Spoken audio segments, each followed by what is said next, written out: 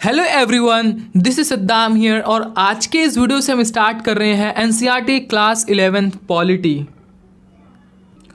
इस वीडियो में हम पहला चैप्टर देखने वाले हैं जिसका नाम है constitution why and how. Why and how means कि कॉन्स्टिट्यूशन को क्यों और कैसे बनाया गया, ज़रूरत क्यों पड़ी कॉन्स्टिट्यूशन बनाने की, और फिर उस कॉन्स्टिट्यूशन को बनाया कैसे गया। तो ये चैप्टर पढ़ने के बाद हमें पता चलेगा what a constitution means, constitution का मतलब क्या होता है, और constitution does to the society, constitution society के लिए क्या करता है।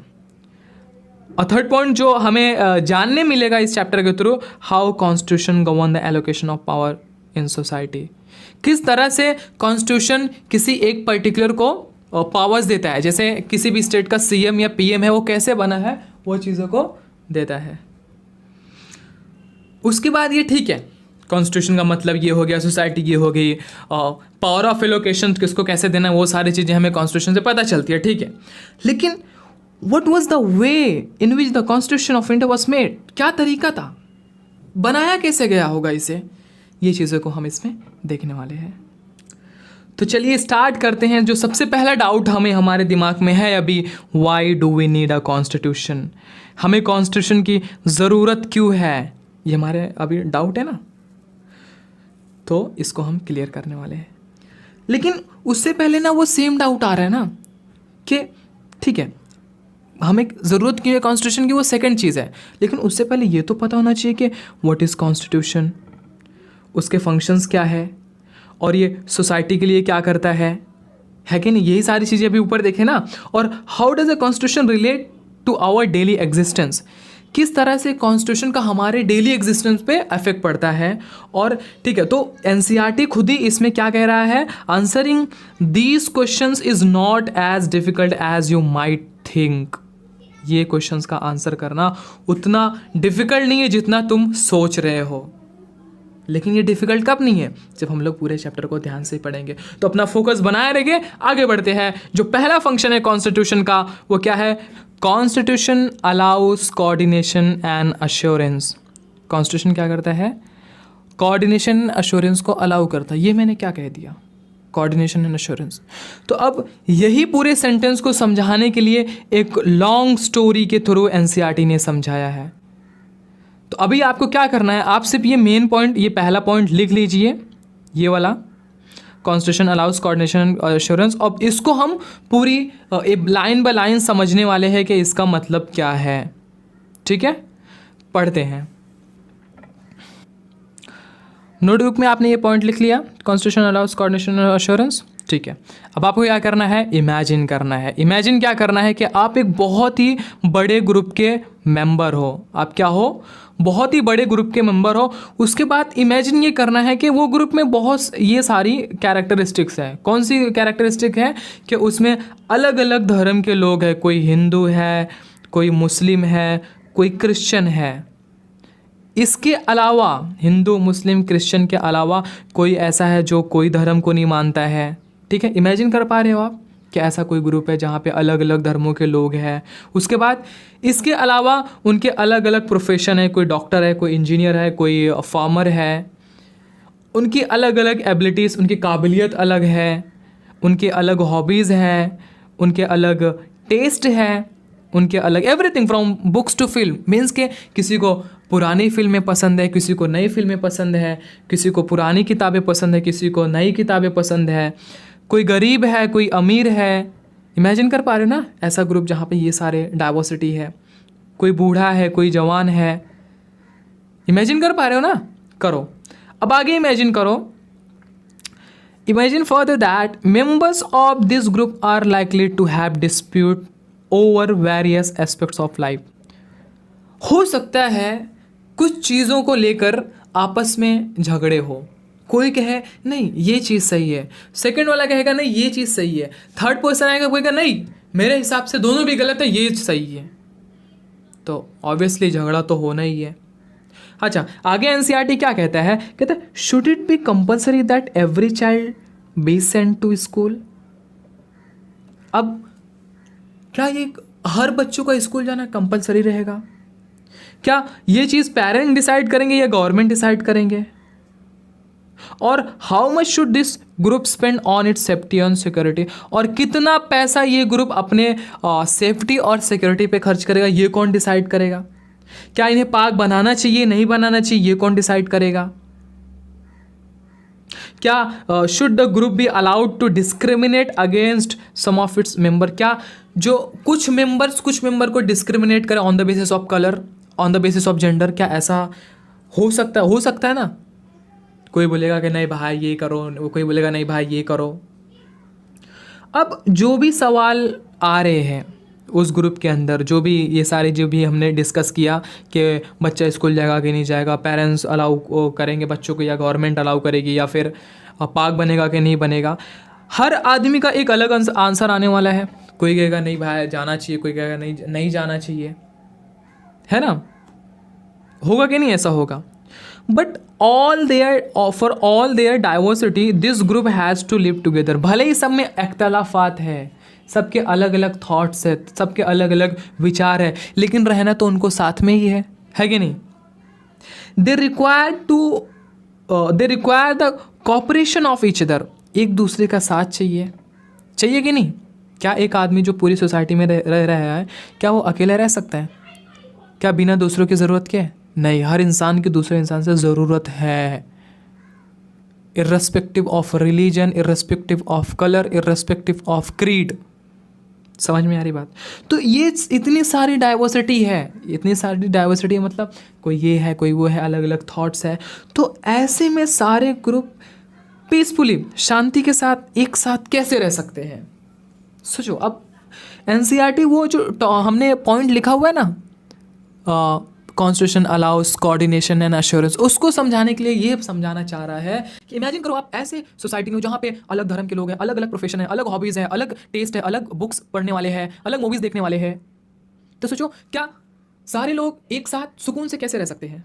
ये ग्रुप के लोग आपस में सुकून से रह सकते हैं, लेकिन कब? जब वो किसी एक बेसिक रूल पे सब के सब हामी भरे हाँ कि एक बेसिक रूल लेना चाहिए जो सारे लोगों को फॉलो करना पड़ेगा, चाहे वो हिंदू हो, चाहे मुस्लिम हो, चाहे डॉक्टर हो, चाहे इंजीनियर हो, चाहे अमीर हो, चाहे गरीब हो, चाहे बच्चा हो, चाहे बूढ़ा हो, चाहे जो हो, उसको फॉलो करना ही पड़ेगा वो basic rule.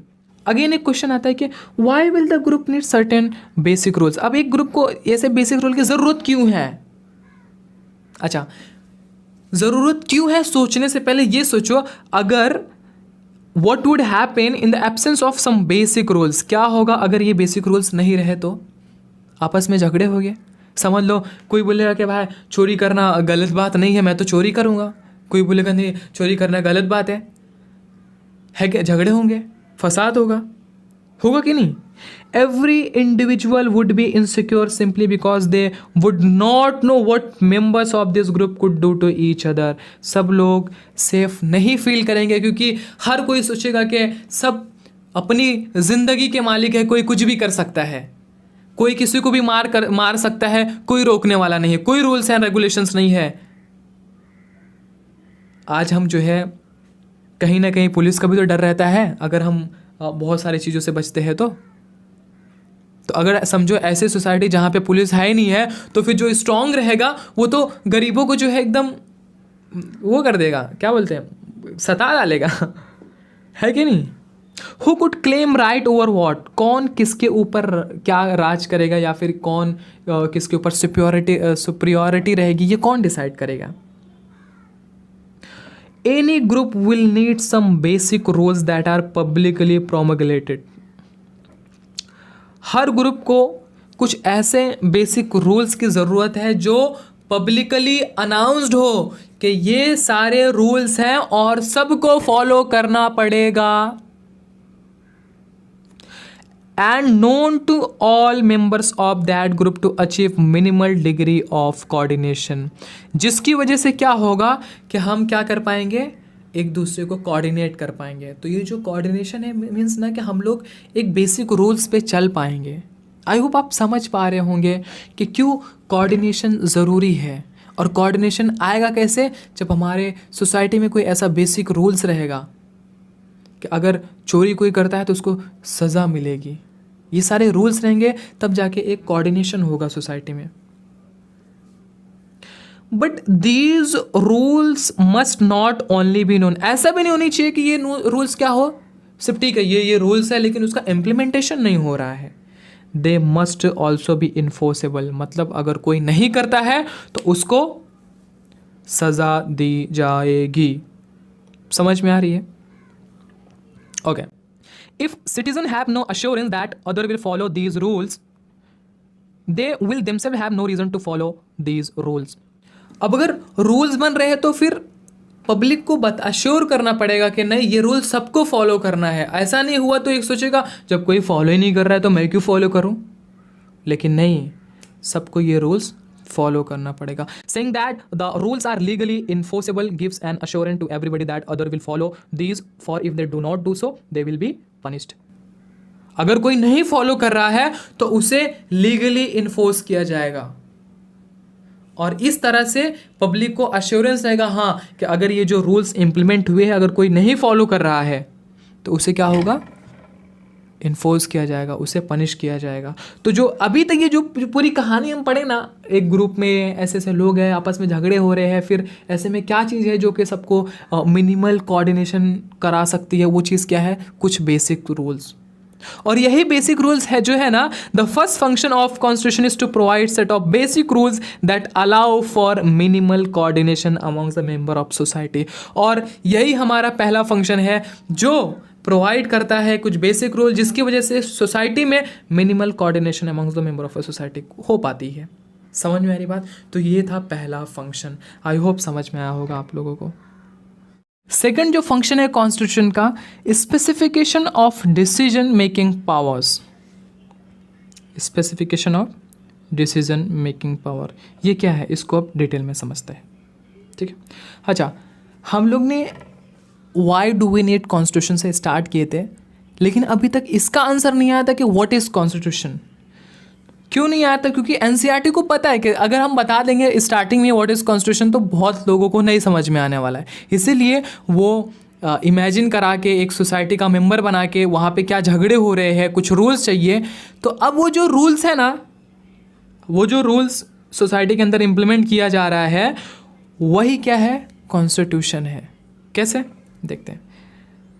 A constitution is a body of fundamental principle according to which a state is constituted और governed। उसके ही अकॉर्डिंग कोई भी स्टेट हो, कोई भी कंट्री हो, गवर्न की जाती है। किसके अकॉर्डिंग? कॉन्स्टिट्यूशन के द्वारा। और कॉन्स्टिट्यूशन क्या होता है? सेट ऑफ बेसिक रूल्स होता है। जो कौन डिसाइड करता है वो हम इस पॉइंट में पढ़ने वाले हैं। तो अब आप अपने नोट्स में क्या लिखो, ये second point, specification of decision making powers. Now but what should be these fundamental rules be. लेकिन ये जो फंडामेंटल रूल्स रहेंगे वो रहेंगे क्या, and what makes them fundamental, और ऐसा क्या है जो उन्हें फंडामेंटल बना रहा है। जो रूल्स हम लोग बनाने वाले हैं, हम लोग नहीं बनाने वाले हैं, जो कॉन्स्टिट्यूशन जिसको अलाउ कर रहा है रूल्स बनाने के लिए, वो सब बातें यहाँ पे आने वाली है। Well, the first question, you will have to decide who gets to decide what the law governing the society should be. पहले तो हमें ये डिसाइड करना है, पहला जो हमारा क्वेश्चन ये रहेगा कि हमें ये डिसाइड करना है कि कॉन्स्टिट्यूशन कौन डिसाइड करने वाला है। नहीं समझ में आई बात? कोई भी रूल बनाने से पहले हमें तो ये बताना पड़ेगा कि नहीं कि वो रूल बनाने वाला रहेगा कौन। अभी भी नहीं समझ में आया? ठीक है, मैं एक और बार समझाता हूँ। देखो, हमें कुछ रूल्स चाहिए सोसाइटी में। क्यों चाहिए? हमने पहले पॉइंट में पढ़ चुके हैं, क्योंकि वहाँ पे झगड़े हो रहे हैं कुछ अलग अलग थॉट्स की वजह से, है ना। तो अब रूल तो चाहिए सबको, कॉन्स्टिट्यूशन चाहिए, लेकिन अब वो जो कॉन्स्टिट्यूशन या फिर वो रूल जो बनाया जाएगा वो कौन बनाएगा, ये कौन डिसाइड करेगा। अब समझ में आई बात? अच्छा, आप चाहते हो कि रूल एक्स अप्लाई हो, लेकिन एक दूसरा है वो चाहता है कि रूल वाई अप्लाई हो। How do we decide whose rules और प्रेफरेंसेस शुड गवर्न अस। अब ये कैसे डिसाइड करेंगे कि जो मैं बोल रहा हूँ वो अप्लाई होना चाहिए या फिर जो सामने वाला बोल रहा है वो अप्लाई होना चाहिए। You may think the rules you want everyone to live by are the best। तुम सोचोगे कि मैं जो रूल्स बना रहा हूँ, बता रहा हूँ, वो सबसे बेस्ट है, लेकिन अदर भी सोचेगा कि उसका रूल सबसे बेस्ट है कि नहीं? ये होगा कि नहीं? अब बताओ, how do we resolve this dispute. इस झगड़े को कैसे हटाओगे? कौन से झगड़े को? यही कि मेरा सही, मैं जो कह रहा हूँ वो अप्लाई होना चाहिए, या फिर जो सामने वाले कह रहा है वो अपना अप्लाई होना चाहिए। So even before you decide what rules should govern this group, you have to decide who gets to decide. हमें वही सेम बात आ गई ना कि हमें रूल्स क्या होने चाहिए उससे पहले ये डिसाइड करना है कि वो रूल्स को बनाने वाला कौन है. The constitution has to provide an answer to this question. अब कॉन्स्टिट्यूशन को इसका आंसर देना पड़ेगा. तो इसीलिए कि कौन वो रूल्स डिसाइड करेगा, it specifies the basic allocation of power in society. तो सोसाइटी में कुछ ग्रुप्स को वो पावर दी जाएगी. अब वो पावर कैसे दी जाएगी ये भी कॉन्स्टिट्यूशन डिसाइड करेगा. It decides who gets to decide what the law will be. In principle this question who gets to decide can be answered in many ways. अब ये क्वेश्चन बहुत अलग अलग तरीके से दिया जा सकता है. एक तो मोनार्किकल कॉन्स्टिट्यूशन, अ मोनार्च डिसाइड्स. अगर मोनार्किकल कॉन्स्टिट्यूशन है तो जो सबसे ऊपर वाला बंदा है, अगर अभी का मिसाल समझे, अगर हमारे इंडिया में मोनार्किकल कॉन्स्टिट्यूशन होता है तो जब सब पे टॉप पे कौन है, प्रेसिडेंट है. अब प्रेसिडेंट जो कहता है वो बात मानी जाती है, सबको फॉलो करना पड़ता. अब मोनार्किकल कॉन्स्टिट्यूशन कहाँ पे था, वो सोवियत यूनियन में था. In some constitution like the old Soviet Union one single party was given the power to decide. अब सोवियत यूनियन में क्या होता था, एक पार्टी को पावर दी जाती थी कि जो तुम डिसाइड करोगे ना वो सबको मानना पड़ेगा. अब मेंबर के ग्रुप को अच्छा लगे बुरा लगे उससे कोई फ़र्क नहीं पड़ता, बट वो पार्टी ने जो डिसाइड कर दिया ना कि आज लॉकडाउन तो लॉकडाउन खत्म. बट इन डेमोक्रेटिक कॉन्स्टिट्यूशन मतलब जैसा इंडिया का डेमोक्रेटिक कॉन्स्टिट्यूशन है, broadly speaking the people get to decide. इसमें लोग डिसाइड करते हैं. लेकिन अब ये चीज़ भी इतनी आसान नहीं है कि लोग इतने सारे लोग हैं. Because even if you answer the people should decide, अगर तुम ये कहते हो ना कि लोग डिसाइड करेंगे तो it will not answer the question. ये वो क्वेश्चन का आंसर नहीं है. क्यों? क्योंकि how should the people decide, people लोग कैसे डिसाइड करेंगे for something to be law, कोई उनके डिसाइड करने से जो लॉ बन जाए. क्योंकि यहाँ पे बहुत सारी प्रॉब्लम्स क्या है, should everyone agree to it. अब डाइवर्सिटी है इंडिया में. अच्छा, इंडिया से पहले हम वो ग्रुप में आते हैं जिसका एग्जाम्पल एनसीईआरटी दे रहा है. अलग अलग रिलीजन के लोग हैं, अलग अलग प्रोफेशन है. तो ऐसा समझो क्या, जो हिंदू चाहेंगे एक अलग रूल रहेगा, मुस्लिम चाहेंगे एक अलग रूल रहेगा, डॉक्टर्स चाहेंगे एक अलग रूल रहे, इंजीनियर्स चाहेंगे एक अलग रूल्स रहे. तो अब लोगों कौन सी, अब हर एक लोगों की बात से हर आदमी तो एग्री नहीं करेगा, है कि नहीं. तो should the people directly vote on each matter as the ancient Greeks did. क्या हर मैटर पे लोग वोट करें? अब इसमें भी प्रॉब्लम वही आएगी कि कुछ लोग इस पे वोट, कुछ लोग हाँ कहेंगे, कुछ लोग ना कहेंगे. और should the people express their preferences by electing representative. या फिर एक ग्रुप है उसमें 100 आदमी है तो वो 100 में से एक रिप्रेजेंटेटिव बन गया कि ठीक है ये जो कहेगा ना वो 100 के बिहाफ में बात कहेगा. But if the people act through their representatives, लेकिन अगर लोग जो है अपने रिप्रेजेंटेटिव्स के थ्रू एक्ट कर रहे हैं तो how should these representative be elected. उनको कैसे बनाया, रिप्रेजेंटेटिव को कैसे बनाया जाएगा. How many should there be, और कितने लोग रहेंगे. In Indian constitution for example, हम इंडियन कॉन्स्टिट्यूशन की अगर बात करें, it is specified that in most instances parliament gets to decide laws and policies. Parliament क्या करता है, लॉस और पॉलिसीज़ को डिसाइड करता है कि क्या सोसाइटी में इम्प्लीमेंट होगा या और क्या नहीं होगा. लेकिन that parliament itself be organise in a particular manner, उसके लिए पार्लियामेंट को ही पहले ऑर्गेनाइज रहना पड़ेगा. Before identifying what the law in any given society is, you have to identify. तुम्हें क्या आइडेंटिफाई करना पड़ेगा, तुम्हें ये आइडेंटिफाई करना पड़ेगा कि who has authority to enact it. किसके पास वो अथॉरिटी है जो इसे इनैक्ट कर सके, जो इसे इस कानून को ला सके. तो समझ में ये सारी स्टोरी से हमें क्या समझ में आ रहा है, हमें यही प्रूव किया जा रहा है कि जो सेकंड फंक्शन है कॉन्स्टिट्यूशन का is to specify who has power to make decision in a society. किसके पास वो पावर है, and it decide how the government will be constituted. तो समझ में आई बात.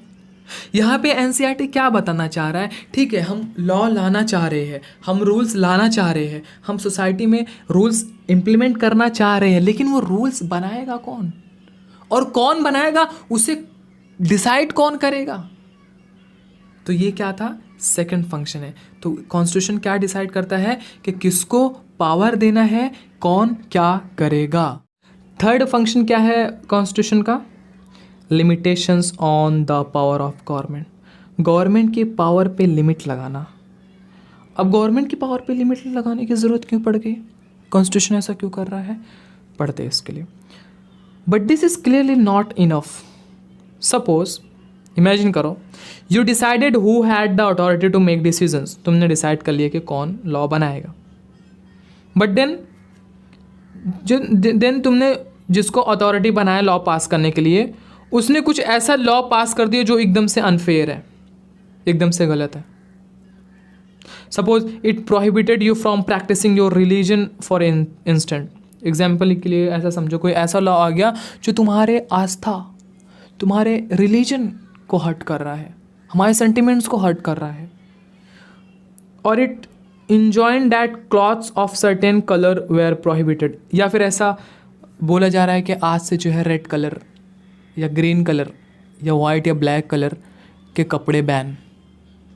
अब क्या होगा? अब तुम्हें पसंद है वाइट कलर के कपड़े पहनना, लेकिन गवर्नमेंट ने बैन कर दिया। और एक और ये रूल आ गया कि अब तुम जो है गा नहीं सकते हो।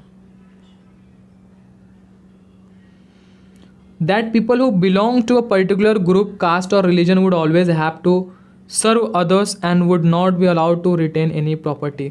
या फिर कोई ऐसा रूल आ गया कि तुम्हें जो है दूसरे ग्रुप वालों को सिर्फ जो है सर्व करना है और तुम्हें प्रॉपर्टी रखने का कोई अधिकार नहीं है। या फिर गवर्नमेंट डायरेक्टली कहती है कि किसी को अरेस्ट कर लो बिना किसी रीज़न के।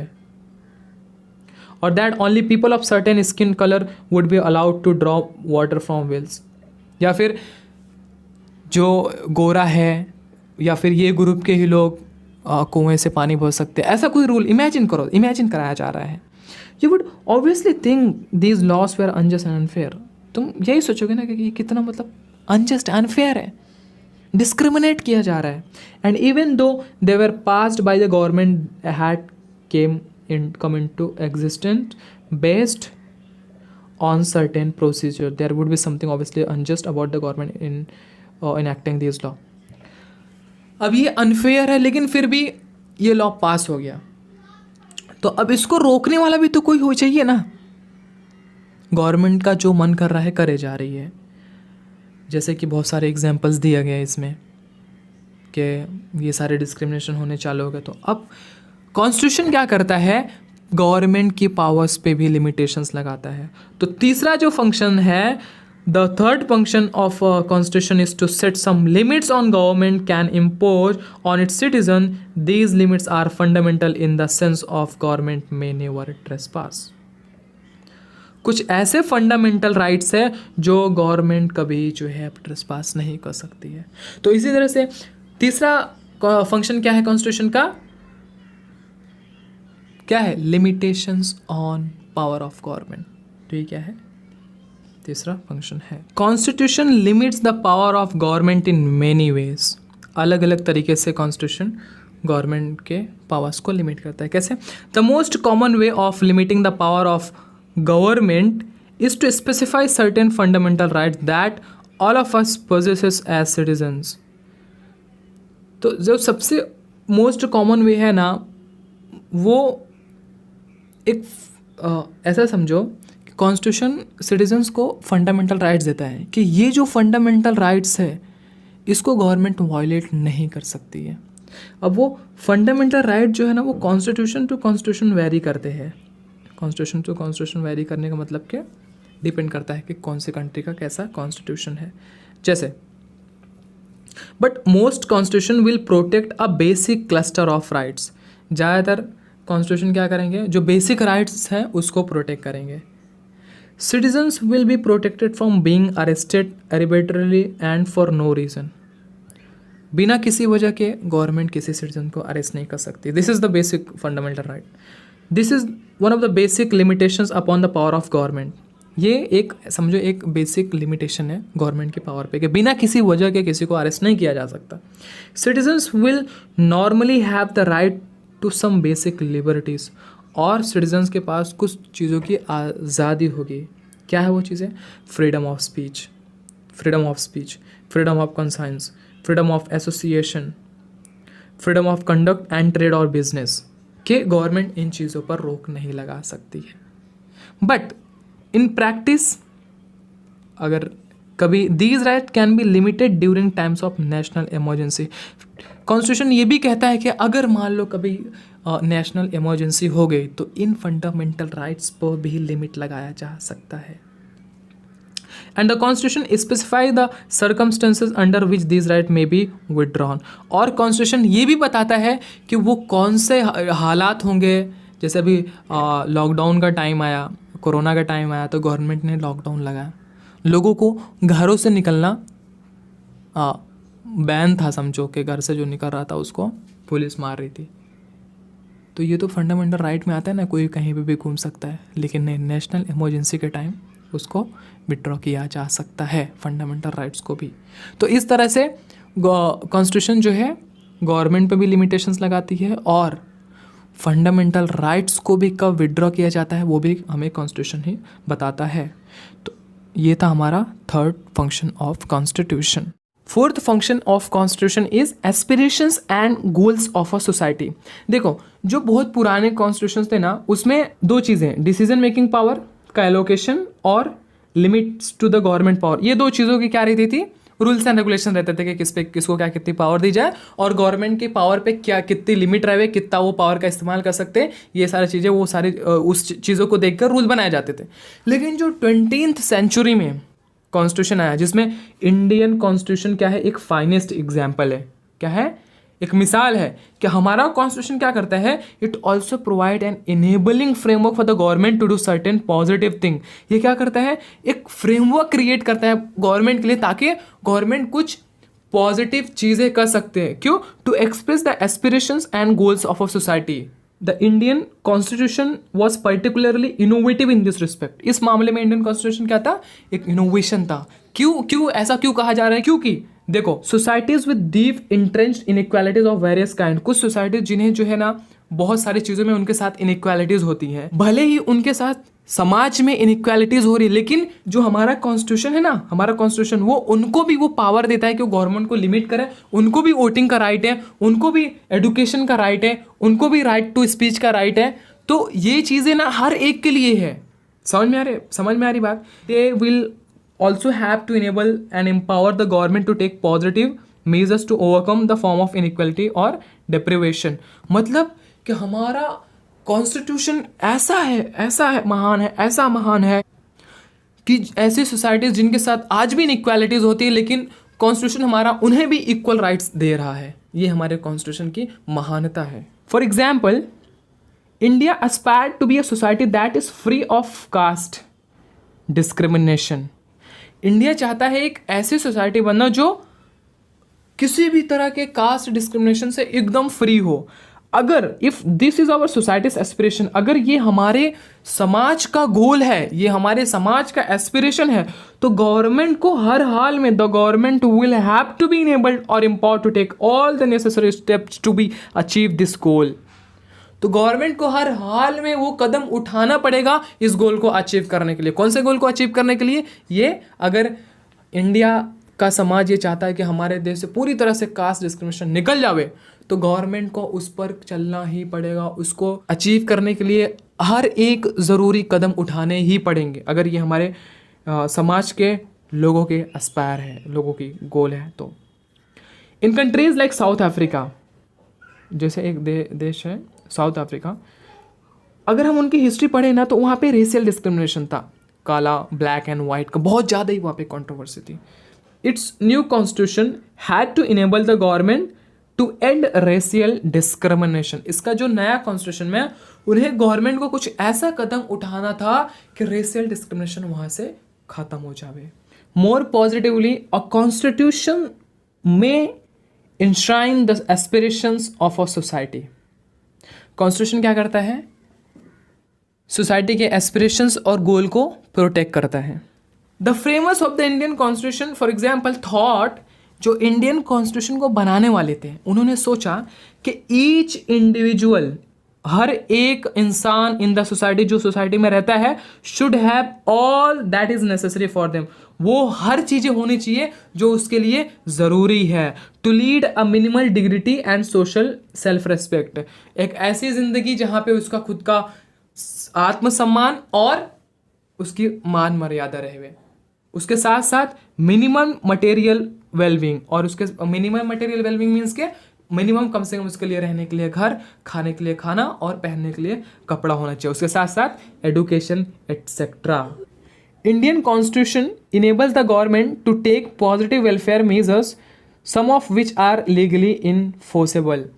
इंडियन कॉन्स्टिट्यूशन क्या करता है, गवर्नमेंट को इनेबल करता है कि वो जो है पॉजिटिव वेलफेयर सोसाइटी के लिए करे, और जो कि क्या है, लीगली इनफोर्सेबल भी है। दैट मीन्स कि अगर कोई नहीं उस चीज़ को मान रहा है तो वो फिर वो लॉ के साथ उन्हें पनिशमेंट भी दी जा सकती है। जैसे जैसे हम कॉन्स्टिट्यूशन को पढ़ते जाएंगे ना, as we go on studying the Indian constitution, we shall find that such enabling that has provisions have the support for the preamble to our constitution. तो ऐसे प्रोविजंस है जो हमारे प्रेमबल को सपोर्ट करते हैं कॉन्स्टिट्यूशन के, and these provisions are found in the section on fundamental right, और ये सारे प्रोविजंस हमें कहाँ मिलेंगे, फंडामेंटल राइट्स के सेक्शन में मिलेंगे। The directive principle of state of policy also enjoin government to fulfil certain aspiration of a people, और जो डायरेक्टिव प्रिंसिपल ऑफ स्टेट होता है वो भी गवर्नमेंट को इंजॉइन करता है, इंकरेज करता है कि वो सोसाइटी के जो एस्पिरेशंस है उसको फुलफिल करे। तो हमें इस पूरे जो अभी तक पढ़े उसे क्या समझ में आया कि the fourth function of constitution is to enable the government to fulfil aspirations of a society and create condition for a just society. Fifth function of a constitution is fundamental identity of a people. Constitution क्या करता है, लोगों के fundamental identity को express करता है। This means the people as a collective entity, मतलब क्या हुआ कि हम लोग ने पहले क्या पढ़े थे कि अलग अलग ग्रुप के लोग हैं, अलग अलग धर्म के लोग हैं, कोई अमीर है, कोई गरीब है, तो हर किसी को एक प्लेटफॉर्म पे लाना बहुत ही मुश्किल हो रहा था ना। लेकिन कॉन्स्टिट्यूशन क्या करता है, सारे लोगों को एक प्लेटफॉर्म पे लाता है कि सब लोग एक बेसिक कॉन्स्टिट्यूशन को फॉलो करते हैं। हम लोग जो है ना कुछ बेसिक रूल्स पे एग्री कर रहे हैं कि गवर्न कैसे किया जाएगा और कौन गवर्न करेगा, ये भी एक फॉर्म की कलेक्टिव आइडेंटिटी है। अच्छा, कॉन्स्टिट्यूशन के पहले भी ना लोगों की, हर एक इंडिविजुअल की कुछ और आइडेंटिटीज़ हैं जो कि हम आगे पढ़ने वाले हैं। और आइडेंटिटीज़ के पहले हम कुछ बेसिक रूल्स एंड प्रिंसिपल पर एग्री कर रहे हैं जो कि एक तरह की वो हमारी पॉलिटिकल आइडेंटिटी है। सेकंड, कॉन्स्टिट्यूशन के जो रूल्स हैं वो बहुत ही ब्रॉड है, जिसके बाउंड्री में रहकर ना हम अपने एस्पिरेशंस, गोल्स और फ्रीडम्स को अचीव कर सकते हैं ईजिली। और कॉन्स्टिट्यूशन कुछ रेस्ट्रिक्शंस भी लगाता है कि एक आदमी क्या कर सकता है, क्या नहीं कर सकता है। ये बताता है कि हम फंडामेंटल वैल्यूज़ को ट्रेसपास नहीं कर सकते हैं। सो इस तरह से कॉन्स्टिट्यूशन हमें एक मोरल आइडेंटिटी भी देता है। पहले हम लोग ने क्या पढ़े, पॉलिटिकल आइडेंटिटी, और सेकंड हम लोग ने क्या पढ़े फंडामेंटल आइडेंटिटी के अंदर, moral identity. Third and finally, ऐसा भी केस हो सकता है कि कुछ basic political and moral values आपको अलग अलग कॉन्स्टिट्यूशन में मिलेंगे। अगर हम दुनिया भर की कॉन्स्टिट्यूशन को देखें तो कुछ ना कुछ डिफरेंस मिलेगा, like in the form of they enjoin the government. For example के जैसे इंडिया में है तो सेंट्रल गवर्नमेंट को ज़्यादा पावर दी जाती है as compare to state government. But जब हम बात करते हैं अमेरिकन गवर्नमेंट की तो वहाँ पे सेंट्रल और स्टेट दोनों को इक्वल पावर्स दी जाती है। तो ये कंट्री टू कंट्री वैरी किया जाता है कि कहाँ का कॉन्स्टिट्यूशन कैसा है। ज़्यादातर जो मॉडर्न कॉन्स्टिट्यूशन है वो एक democratic form of government create करते हैं। डेमोक्रेटिक फॉर्म मतलब कि जहाँ पे नेता जो है लोगों के द्वारा चुना जाए, और कुछ जो है कॉन्स्टिट्यूशन ह्यूमन के बेसिक राइट्स को भी प्रोटेक्ट करते हैं अपने कॉन्स्टिट्यूशन के थ्रू। लेकिन जब नेशनल आइडेंटिटी की बात आती है तो कंट्री टू कंट्री कॉन्स्टिट्यूशन थोड़ा डिफर हो जाता है। ज़्यादातर नेशंस जो है वहाँ पे अमालगमेशन, दैट मीन्स के कंपोजिशन है किसका, complex set of historical tradition, जिसकी वजह से वे एक अलग अलग ग्रुप क्रिएट करते हैं जो कि वो सेम कंट्री में रहता है अलग अलग तरीके से। फॉर एग्जांपल जर्मन की जो आइडेंटिटी है वो तुम्हें तभी मिलेगी। जर्मन की आइडेंटिटी मतलब कि तुम सिटीज़न बन सकते हो जर्मन का तभी अगर वहाँ पे आपके बाप दादा पैदा हुए हों तभी। ये वहाँ का कॉन्स्टिट्यूशन है, बाहर का कोई आदमी वहाँ जाके नेशनैलिटी नहीं ले सकता है। और दूसरी तरफ इंडिया को देखें तो इंडिया में कुछ ऐसा नहीं है कि तुम्हें इंडिया में पैदा होना ज़रूरी है नेशनैलिटी के लिए, बस तुम कुछ साल रह कर भी यहाँ के भी आइडेंटिटी ले सकते हो। बताने का मकसद क्या कि नेशनल आइडेंटिटी का भी जो कॉन्स्टिट्यूशन में नॉर्म्स है, जो रूल्स एंड रेगुलेशन है, वो कंट्री टू कंट्री वेरी करता है। समझ में आ रही बात? और हर नेशन का अलग अलग रूल्स होते हैं। किसको लेकर अलग अलग रूल्स होते हैं कि जो डिफरेंट रीजन्स है, स्टेट और सेंट्रल के बीच में कैसा रिलेशन रहेगा। तो ये चीज़ें भी एक क्या शो करती है हमारा, the relationship constitute the national identity of a country. Let's start with a very new topic in the same chapter, that is the authority of a constitution. What we have learned so far is 5 function of a constitution, जिसमें से पहला क्या है, constitution allows coordination and assurance. Second क्या है, specification of decision making powers. Third क्या है, limitation on the power of a government. Fourth क्या है, aspirations and goals of a society.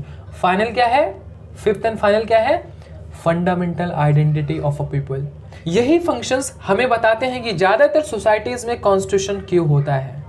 But there are 3 further question, इसके अलावा भी आगे 3 और क्वेश्चन है जो हमें पूछना चाहिए कॉन्स्टिट्यूशन के बारे में। वो 3 क्वेश्चन क्या है? कॉन्स्टिट्यूशन के बारे में जो पहला क्वेश्चन पूछना है वो ये पूछना है कि व्हाट इज कॉन्स्टिट्यूशन, कॉन्स्टिट्यूशन है क्या, how effective is a constitution, constitution effective कैसे है, इज अ कॉन्स्टिट्यूशन जस्ट, क्या कॉन्स्टिट्यूशन जस्ट है, कॉन्स्टिट्यूशन जस्ट होने का मतलब क्या ये कॉन्स्टिट्यूशन सबको equal values equal rights provide करता है। ऐसा तो नहीं है कि यहाँ पे एक जो सुपर पावर रहेगा वो थोड़ा कम पावर वाले पे हावी हो जाएगा। तो ये सारे सवालात हमें कॉन्स्टिट्यूशन के बारे में पूछना है। बहुत सारे कंट्रीज़ में कॉन्स्टिट्यूशन एक डॉक्यूमेंट है जिसमें बहुत सारे आर्टिकल्स लिखे हुए हैं स्टेट के बारे में, कि स्टेट को कैसे चलाया जाएगा, कैसे रन किया जाएगा और क्या रूल्स एंड रेगुलेशंस फॉलो किए जाएंगे। जब कोई हमसे पूछता है कि व्हाट इज़ कॉन्स्टिट्यूशन, तो हम वही डॉक्यूमेंट को दिखाते हैं कि ये है कॉन्स्टिट्यूशन। और वो कॉन्स्टिट्यूशन में, वो डॉक्यूमेंट में क्या रहता है, आर्टिकल्स रहते हैं। आर्टिकल्स क्या रहते हैं, rules and regulation about the state and how to govern and what rules it should follow. These are the things that are written in our constitution. लेकिन कुछ कंट्रीज़ हैं जैसे यूनाइटेड किंगडम फॉर एग्जांपल, उनके पास एक single document नहीं है जिसे हम कह सकें कि ये कॉन्स्टिट्यूशन है। उनके पास सीरीज ऑफ डॉक्यूमेंट्स है, वो पूरा मिला के कॉन्स्टिट्यूशन उनका बनता है। सो हम ये कह सकते हैं कि कॉन्स्टिट्यूशन एक डॉक्यूमेंट है या फिर सेट ऑफ डॉक्यूमेंट्स है जो कि फंक्शंस को परफॉर्म करता है। कौन से फंक्शंस को जरा रिकॉल करो। पहला फंक्शन क्या था कॉन्स्टिट्यूशन का, constitution allow us coordination and assurance. दूसरा फंक्शन क्या था कॉन्स्टिट्यूशन का, याद करो जरा, क्या था दूसरा फंक्शन कॉन्स्टिट्यूशन का, specification of decision making power. तीसरा फंक्शन क्या था कॉन्स्टिट्यूशन का, जल्दी जल्दी ट्राई टू रिकॉल इट, दिमाग घुमाओ जरा, नहीं याद आ रहा है, मैं बताता हूँ। तीसरा फंक्शन क्या है, limitations on the power of government. चौथा फंक्शन क्या है, aspirations and goals of a society. पांचवा फंक्शन क्या है, fundamental identity of a people. समझ में आई बात? ज़्यादातर जो कॉन्स्टिट्यूशन है पूरी दुनिया में वो सिर्फ पेपर पे ही एग्जिस्ट करते हैं। लेकिन जो सबसे इम्पॉर्टेंट क्वेश्चन है कि how effective is a constitution, constitution कितना इफेक्टिव है, व्हाट मेक्स इट इफेक्टिव, और क्या ऐसी चीज़ें जो इसे इफेक्टिव बनाता है, what ensures that it has a real impact on the life of people, और इसमें क्या चीज़ें जो गारंटी देता है कि इसका सच में एकदम रियल इम्पैक्ट लोगों पर पड़ेगा। Making a constitution effective depends upon many factors, और कॉन्स्टिट्यूशन को इफेक्टिव बनाना ये बहुत सारे अलग अलग फैक्टर्स पे डिपेंड करता है। अब देखो ये टॉपिक तो पढ़ लिए, बट ये दिमाग में कैसे जाएगा, तो इसके लिए अपनी आंखें बंद करो और सोचो कि हमने क्या पढ़ा। The authority of a constitution, ये तो टॉपिक का नाम था, लेकिन इसमें हमको क्या पढ़ने मिला।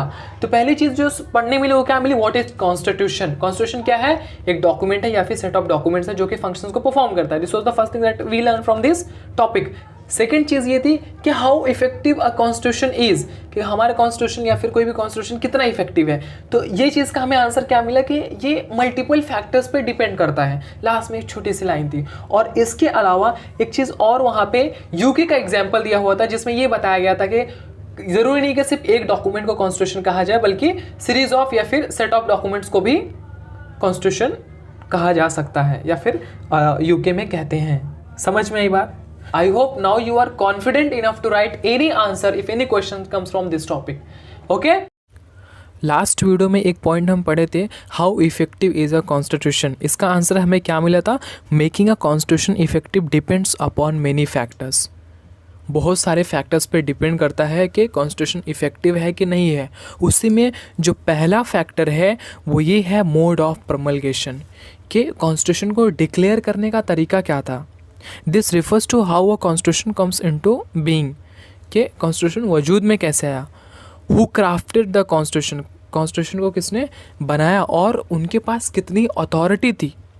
ये सारे सवालात के जब हम आंसर ढूंढते हैं ना, तो उसके आंसर में ही हमें कॉन्स्टिट्यूशन का जो इफ़ेक्टिवनेस रहता है वो मिलता है। बहुत सारी कंट्रीज़ में कॉन्स्टिट्यूशन एक डिफेक्ट डॉक्यूमेंट की तरह रह जाता है। कॉन्स्टिट्यूशन तो है बट सिर्फ एक डॉक्यूमेंट की तरह है, कि उसका इम्प्लीमेंटेशन नहीं हो पा रहा है। क्यों ऐसा होता है? क्योंकि वो कॉन्स्टिट्यूशन वहाँ के मिलिट्री लीडर्स या फिर ऐसे लीडर्स के द्वारा बनाया जाता है जो पॉपुलर नहीं है, और उनके पास लोगों को साथ ले चलने की एबिलिटी नहीं है। इस वजह से वहाँ का कॉन्स्टिट्यूशन सिर्फ किताबों तक ही सीमित रहता है। जब हम मोस्ट सक्सेसफुल कॉन्स्टिट्यूशन की बात करते हैं, जैसे India, south Africa and United state, तो यहाँ के कॉन्स्टिट्यूशन क्यों सक्सेसफुल है? क्योंकि ये बहुत सारे पॉपुलर नेशनल मूवमेंट्स के बाद बनाए गए थे।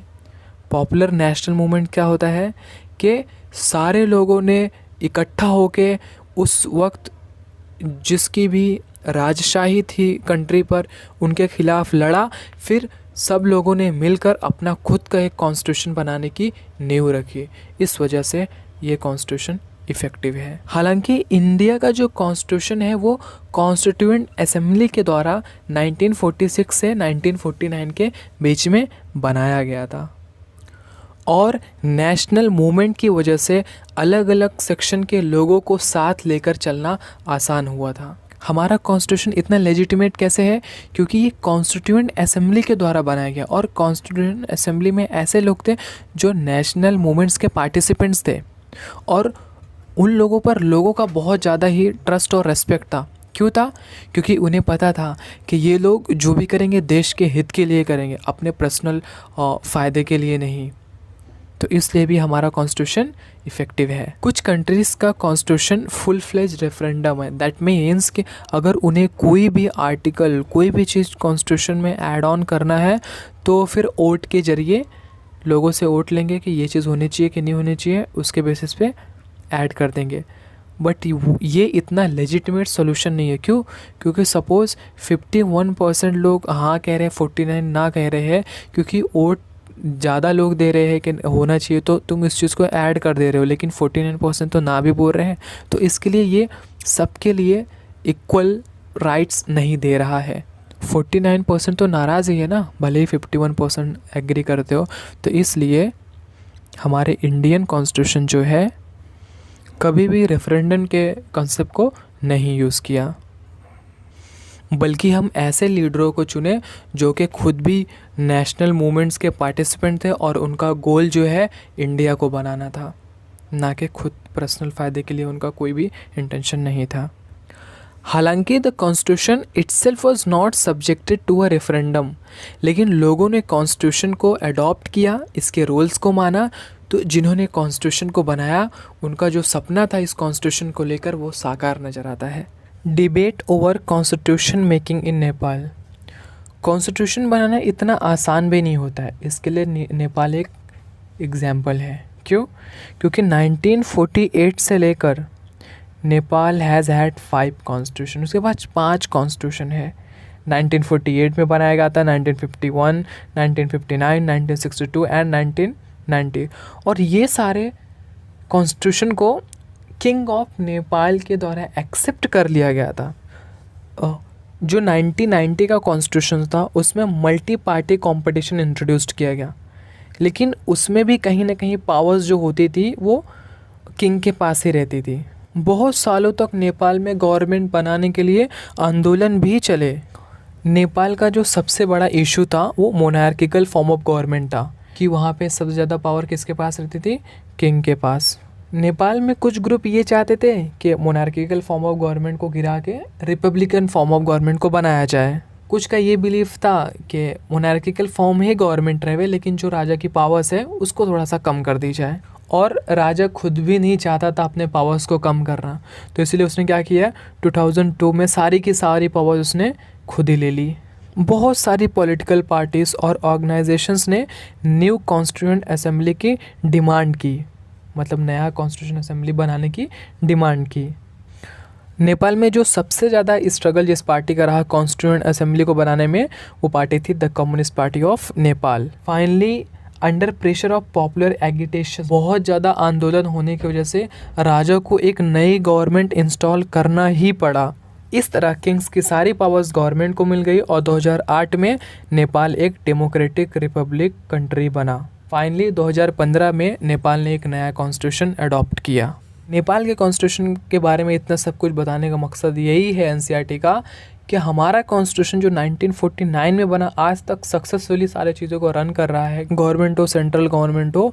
लेकिन नेपाल में 5 बार कॉन्स्टिट्यूशन बने, कितनी बार एक्सेप्ट किया गया, रिजेक्ट किया गया। तो इस तरह से हम कह सकते हैं कि our constitution is a effective constitution. जो सेकेंड फैक्टर है कॉन्स्टिट्यूशन के इफ़ेक्टिव होने का, वो क्या है, the substantive provisions of a constitution. किसी भी कॉन्स्टिट्यूशन के सक्सेसफुल होने का सबसे बड़ा आंसर यही है कि क्या सारे लोग उस कॉन्स्टिट्यूशन के साथ जाना चाह रहे हैं, क्या उस कॉन्स्टिट्यूशन के रूल्स को सारे लोग एक्सेप्ट कर रहे हैं। ये किसी भी कॉन्स्टिट्यूशन के सक्सेस होने का सबसे बड़ा मूल मंत्र है।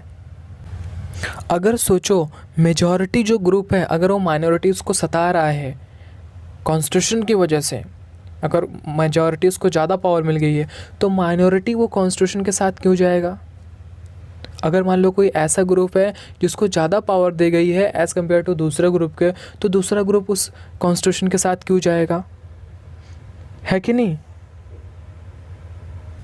अगर किसी ग्रुप को ऐसा एहसास हुआ कि उसकी आइडेंटिटी को मिटाया जा रहा है, तो उसके पास कि कोई वजह है कॉन्स्टिट्यूशन के रूल्स को फॉलो करने की, नहीं। सो अपने आप से एक सवाल पूछो कि ऐसा क्या रूल सोसाइटी में लाया जाए जिसको फॉलो करने के लिए हर किसी के पास कोई ना कोई वजह होनी चाहिए। जितना ज़्यादा कॉन्स्टिट्यूशन सोसाइटी के हर एक मेंबर को फ्रीडम और इक्वालिटी देगा, उतना ज़्यादा उस कॉन्स्टिट्यूशन के सक्सेस होने के चांसेस है। क्या इंडियन कॉन्स्टिट्यूशन के पास ये सारी वजह है कि लोग उसके रूल्स को फॉलो करें? After studying this book one should be able to answer this question in the affirmative. इस बुक को पढ़ने के बाद आप इस क्वेश्चन का आंसर कर पाओगे। थर्ड फैक्टर जो कॉन्स्टिट्यूशन को इफ़ेक्टिव बनाता है, balanced institutional design, means powers को इस तरह डिस्ट्रीब्यूट करना कि कोई एक बॉडी कॉन्स्टिट्यूशन को डिस्ट्रॉय ना कर पावे। इन Indian constitution for example powers को हॉरिजॉन्टली डिस्ट्रीब्यूट किया गया है डिफरेंट इंस्टीट्यूशन में, like legislature, executive and judiciary के बीच में। अगर कोई इसमें से एक चाहे कि कॉन्स्टिट्यूशन को डिस्ट्रॉय कर दे, तो बाकी दो है उस पर नज़र रखेंगे कि ऐसा नहीं कर सकते, कि इस तरह से पावर्स को डिस्ट्रीब्यूट किया गया है। ये इंटेलिजेंट चेक्स और बैलेंस का सिस्टम ही हमारे कॉन्स्टिट्यूशन को इफ़ेक्टिव बनाता है। तो समझ में ये बात कि पावर्स को इस तरह से डिस्ट्रीब्यूट किया गया है कि कोई एक बॉडी अगर चाहे कि कॉन्स्टिट्यूशन को डिस्ट्रॉय कर दे तो नहीं कर सकते हैं, क्योंकि बाकी बॉडीज़ के उन पर नज़र रहेगी। दूसरा एक बहुत ही इंपॉर्टेंट एस्पेक्ट है इंटेलिजेंट इंस्टीट्यूशनल डिज़ाइन का, कि कॉन्स्टिट्यूशन एक राइट बैलेंस बनाए between certain values, rules and procedure का as a authority, and at the same time allow enough flexibility in its operations। कि हमारा कॉन्स्टिट्यूशन थोड़ा फ्लेक्सिबल रहना चाहिए कि कोई ऐसी हालात आ गई जहाँ पे कुछ ऐसे रूल्स या नॉर्म्स के रिक्वायरमेंट है जो होने चाहिए, तो उतना फ्लेक्सिबल रहना चाहिए। लेकिन बहुत ज़्यादा रिजिड नहीं होना चाहिए कि कोई किसी आदमी की आइडेंटिटी को इम्पैक्ट करे, और बहुत ज़्यादा फ्लेक्सिबल ना हो कि कोई सिक्योरिटी ही ना बचे आइडेंटिटी टू अ पीपल, कि गवर्नमेंट जो चाह रही है चेंज करे जा रही है, हर एक इंडिविजुअल के राइट्स को भी डिस्ट्रॉय किए जा रही है, तो ऐसा भी नहीं होना चाहिए। Successful constitution strikes the right balance between perceiving core values and adopting them to a new circumstances.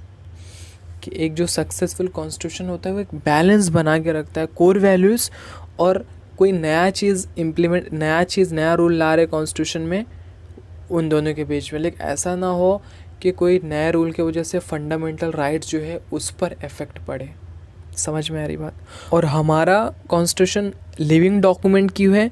क्योंकि ये एक बैलेंस बना के रखता है कि क्या रूल्स चेंज हो सकते हैं और क्या रूल्स को चेंज करने पर लिमिट्स है। समझ में आ रही बात? वो फंडामेंटल राइट्स वाली बात वापस आ जाएगी कि हम पूरे एक बैलेंस होना चाहिए, कहीं हमारे फंडामेंटल राइट्स को भी डिस्ट्रॉय ना करे कोई एक पर्टिकुलर इंस्टीट्यूट। तो इसके लिए एक पूरी तरह से एक बैलेंस बना के हमारे जो कॉन्स्टिट्यूएंट असेंबली के मेंबर्स थे उन्होंने कॉन्स्टिट्यूशन को बनाया है। इस अरेंजमेंट की वजह से ये इंश्योर हो पाता है कि कोई भी सेक्शन और कोई भी ग्रुप कॉन्स्टिट्यूशन को नहीं डिस्ट्रॉय कर सकता है। अगर तुम्हें ये डिटरमाइन करने के क्या सच में कॉन्स्टिट्यूशन हैज़ अथॉरिटी, तो तुम ये 3 क्वेश्चंस तुम खुद से पूछ सकते हो। वो 3 क्वेश्चंस क्या क्या है? क्या जो लोगों ने कॉन्स्टिट्यूशन को बनाया वो क्या बनाने लायक थे? और ये क्वेश्चंस का आंसर इसी चैप्टर में हमें बाद में मिलेगा। सेकंड क्वेश्चन, क्या पावर इंटेलिजेंटली ऑर्गेनाइज्ड है कि नहीं? ऐसा तो नहीं है कोई एक ग्रुप जो है कॉन्स्टिट्यूशन को डिस्ट्रॉय करते अपने फ़ायदे के लिए, अपने नीड के लिए। And most importantly, does the constitution give everyone some reason to go along with it? क्या हर किसी को कॉन्स्टिट्यूशन रीज़न देता है कॉन्स्टिट्यूशन को फॉलो करने का? Most of this book is about this question, और ज़्यादातर जो बुक में जो कंटेंट है वो इसी का आंसर किया गया है। थर्ड क्वेश्चन है, क्या कॉन्स्टिट्यूशन लोगों के होप्स और एस्पिरेशंस पे फोकस करता है? The ability of a constitution to command voluntary allegiances of the people depend on the certain extent upon the whether the constitution is just. What are the principles of justice underlying the constitution? Third question क्या है? क्या constitution लोगों के hopes और aspiration पे focus करता है? What are the principle of justice underlying the Indian constitution? तो इसका आंसर हमें लास्ट चैप्टर में मिलेगा इस बुक के।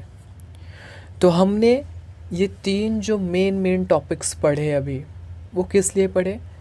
हमें एक क्वेश्चंस का आंसर ढूंढना था। वो क्वेश्चंस क्या था? How effective our constitution is.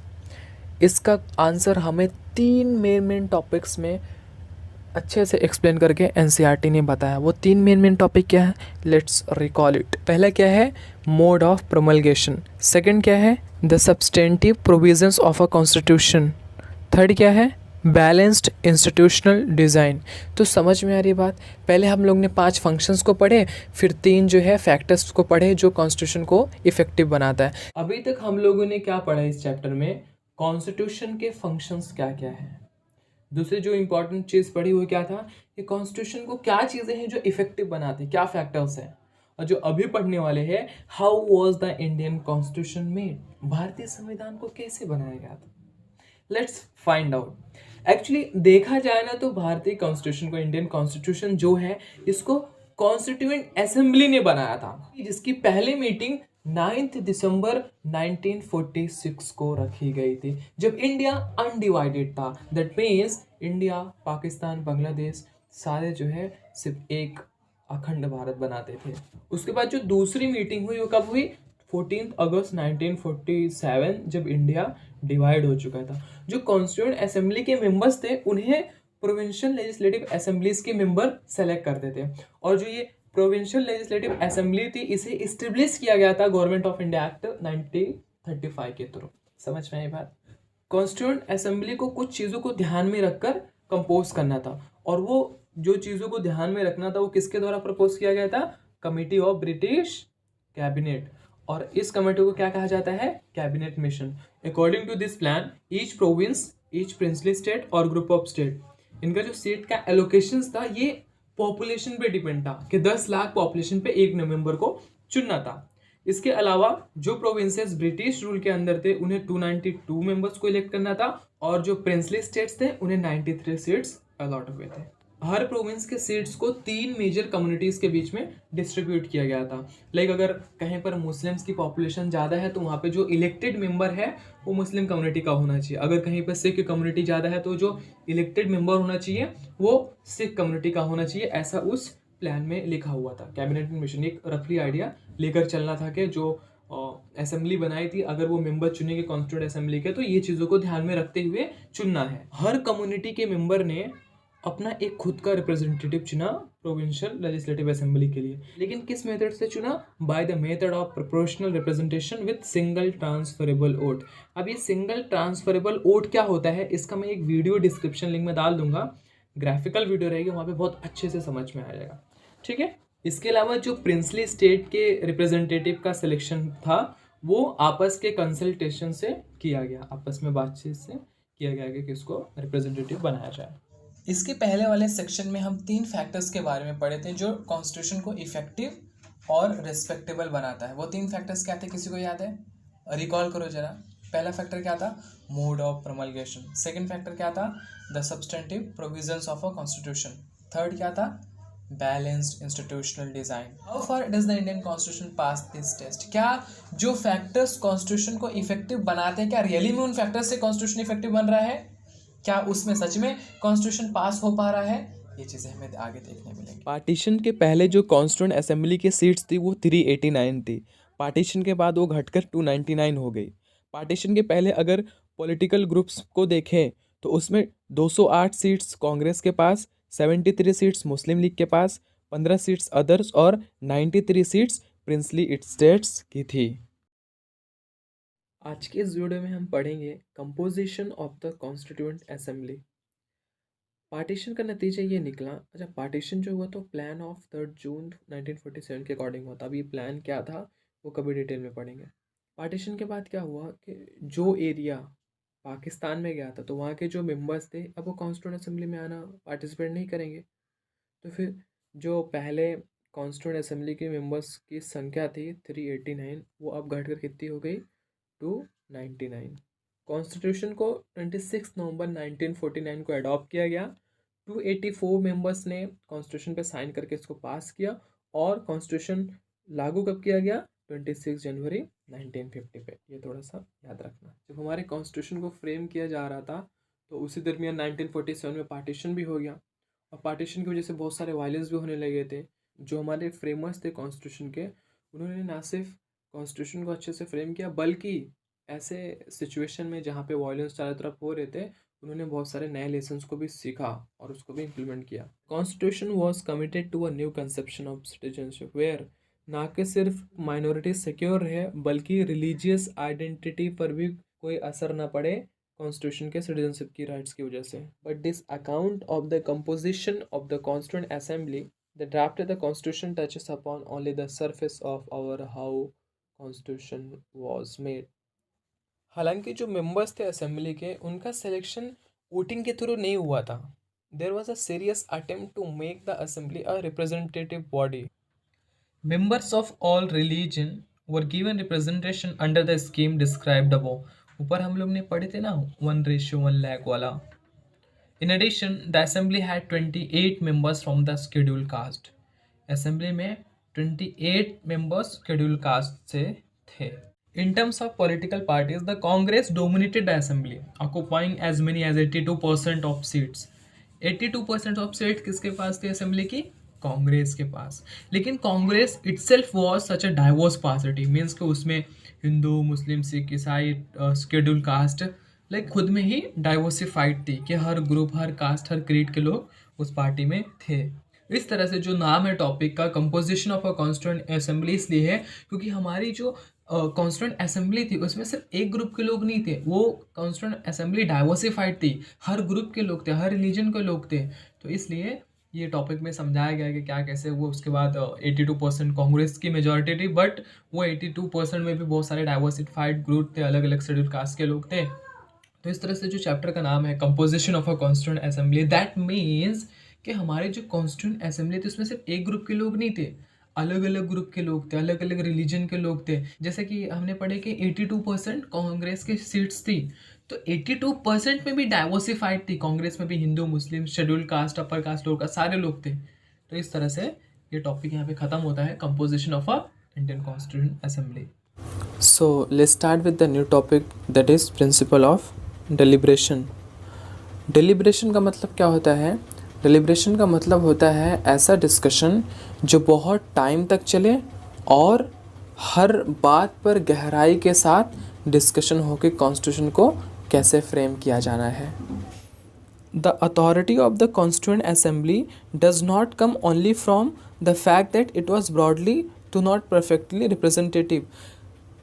Constituent assembly की अथॉरिटी इस बात से नहीं आती कि जो कॉन्स्टिट्यूंट असेंबली के मेंबर्स थे वो रिप्रेजेंटेटिव थे, बल्कि it comes from the procedure it adopted to frame the constitution, जो प्रोसीजर अडॉप्ट किया गया था कॉन्स्टिट्यूशन को फ्रेम करने के लिए, and the value its member brought to their deliberation, जो मेंबर्स ने डेलिब्रेशन के थ्रू जो वैल्यू को लाए। इसका मतलब क्या हुआ कि डेलिब्रेशन के थ्रू मेंबर्स ने जो values they, what does that mean? It means कि जब भी कोई आर्टिकल आता उसके ऊपर डिटेल डिस्कशन होता, उसके ऊपर डिटेल आपस में बातचीत होती, कोई उसके खिलाफ रहता, कोई उसके साथ रहता, तो फिर बाद में एक फाइनल पॉइंट में आके उस आर्टिकल को इंक्लूड किया जाता था। While in any assembly that claims to be a representative, कोई भी असेंबली हो जो खुद को एक रिप्रेजेंटेटिव बता रहे हो अपने लोगों का, उसमें ज़रूरी है कि diverse section of a society participate करें।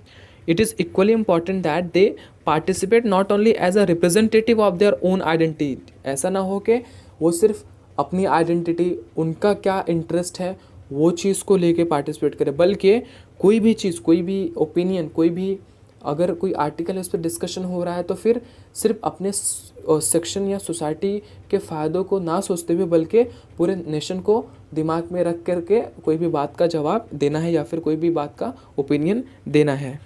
अक्सर ऐसा होता था कि मेंबर्स के बीच में बहुत सारे डिसएग्रीमेंट होते हैं, there were legitimate differences of principle, और सबके प्रिंसिपल में भी डिफरेंसेस होते थे, ओपिनियन में डिफरेंसेस होते थे, जैसे क्या इंडिया को सेंट्रलाइज्ड या डिसेंट्रलाइज सिस्टम को अडॉप्ट करना चाहिए, क्या रिलेशंस रहना चाहिए स्टेट और सेंटर के बीच में, और जुडिशरी की क्या पावर रहना चाहिए, should the constitution protect property rights, क्या प्रॉपर्टी राइट्स को इंक्लूड करना चाहिए कि नहीं करना चाहिए।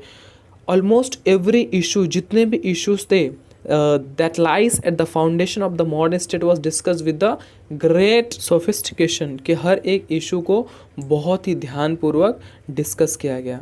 एक प्रोविज़न है जो कि बिना डिस्कशन या डिबेट के पास किया गया था, वो क्या था? वो था यूनिवर्सल सफरेज। यूनिवर्सल सफरेज क्या है कि all citizens reaching a certain age would be entitled to be voters irrespective of religion, caste, education, gender, income. So while the member felt no need at all to discuss the issue who should have the right to vote, every other matter was seriously discussed and debated। कि एक certain age पे पहुंचने के बाद, जैसे अभी कोई 18 साल का हो जाता है तो उसके पास राइट टू वोट का अधिकार है, तो ये राइट सबको दिया गया इरिस्पेक्टिव ऑफ कौन से रिलीजन से बिलोंग करता है, उसका जेंडर क्या है, उसका एडुकेशन क्या है। एडुकेशन मीन्स कोई पढ़ा लिखा है उसको भी राइट टू वोट है, कोई पढ़ा लिखा नहीं है उसको भी राइट टू वोट है। इनकम क्या है, ऐसा नहीं है कि किसकी इनकम 10 LPA के ऊपर है तो उसको राइट टू वोट मिलेगा, कम है तो नहीं मिलेगा। तो ये सारी चीज़ों को इस यूनिवर्सल सरफेस में एकदम नेगलेक्ट किया गया कि ओनली एक सर्टेन एज के ऊपर पहुंचने के बाद अगर वो इंडियन है तो उसको राइट टू वोट है। तो ये एक ऐसा आर्टिकल था जिसे बिना डिस्कशन के पास किया गया था। बहुत इंपॉर्टेंट है, ये लाइन को याद रखना। This point you should remember, universal suffrage. Okay, उसके बाद the constitution drew its authority from the fact that members of the constituent assembly engage in what one might call public relation. Okay, so यहाँ पे ध्यान देने वाली बात ये है कि कॉन्स्टिट्यूशन में जितने भी प्रोविजंस हैं, जितने भी आर्टिकल हैं, जितने भी एक्ट्स हैं, जितने भी क्लॉज हैं, हर एक पर प्रॉपर डिबेट हुई, आपस में डिटेल डिस्कशन हुआ थ्रू पब्लिक रीजंस। अब नाउ क्वेश्चन कम्स के here you can see the word has given the public reason, what does this mean. अब पब्लिक रीजन का क्या मतलब होता है कि कभी कोई डिबेट चल रही है तो ऐसे नहीं है कि बस चल रही है तो चल रही है, बल्कि विथ प्रूफ विथ रीजन कि मैं इस पर्टिकुलर चीज़ के खिलाफ हूँ तो क्यों हूँ, और मैं इस पर्टिकुलर चीज़ या आर्टिकल को सपोर्ट कर रहा हूँ तो क्यों कर रहा हूँ। सो इस तरह से डिटेल डिस्कशन होता था to fix and resolve the issue whatever going regarding the article. इस तरह से हमारा कॉन्स्टिट्यूशन को डिस्कस किया गया और फिर कॉन्स्टिट्यूशन को ड्राफ्ट किया गया। एज आई टोल्ड कि कॉन्स्टिट्यूंट असेंबली ने कॉन्स्टिट्यूशन के हर एक आर्टिकल, हर एक क्लॉज पे डिटेल डिबेट किया। और ये जो डिबेट हुई, क्योंकि बहुत सारे आर्टिकल थे और हर एक आर्टिकल पर इतना डिस्कशन करना, डिबेट करना, ये एक बहुत ही सिग्निफिकेंट मोमेंट था उस टाइम के लिए। लाइक 2 साल 11 महीने वो पूरे कॉन्स्टिट्यूशन को बनने में लगा और हर एक आर्टिकल पे डिटेल डिस्कशन हुआ। तो ये बहुत ही सिग्निफिकेंट चैप्टर था history of the constitution making में। और this is the equally importance to the French and American revolution.